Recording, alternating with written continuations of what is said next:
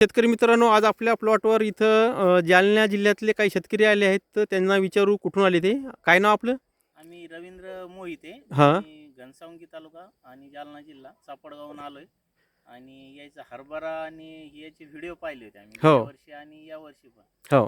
तर आम्ही ते गेल्या वर्षीचे आणि या वर्षीचे पाहून ते आलो. हा हरभरा त्याचा 3 फुटावर आहे. 3 फुटावर.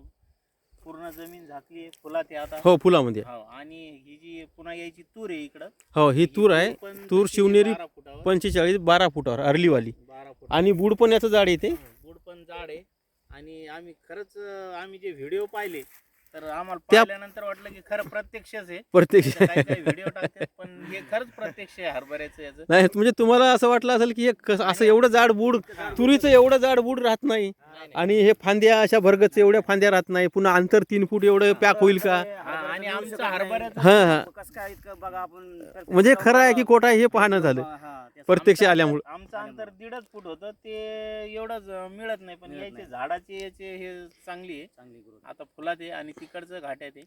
म्हणजे हरभरा एकदम उत्कृष्ट आहे. हां. आणि तूर ही अर्ली व्हरायटी आहे, लवकर येणार वाण आहे.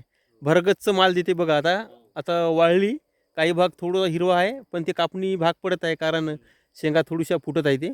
कारण आम्ही पहिला माल आहे. ब्लॉगरला आलो असता विनोद सरला फोन केला आम्ही आणि आवर्जून आलो आम्ही त्याच्याकडे.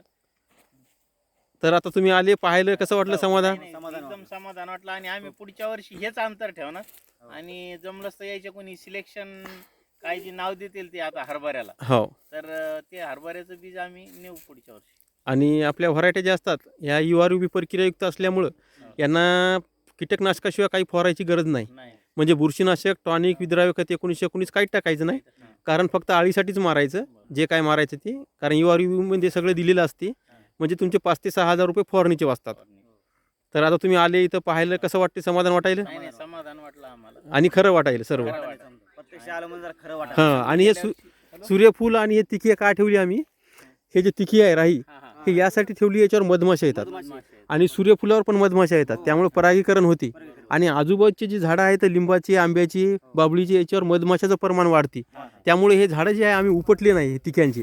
कारण याच्यामुळे काय होते, भरपूर हे बरगतचं फुलं आहे ना, ते डोलदार, म्हणजे शेत पण सुद्धा आपल्याला एकदम डोलदार दिसते, करमते आपल्या शेतात आपल्याला. आणि आता सूर्यफुलाला फुलं आली तर आपल्याला सूर्यफुलाचे फुलं वगैरे सर्व पाहून असं एकदम असं जबरदस्त आपण एखाद्या बागेत आलो असं वाटते. असं वाटतंय. हा. नाहीतर आपण कसं उन्हाळा असं वाटत नाही. असं आलं म्हणजे आता पहा इथं जबरदस्त वाटते असं.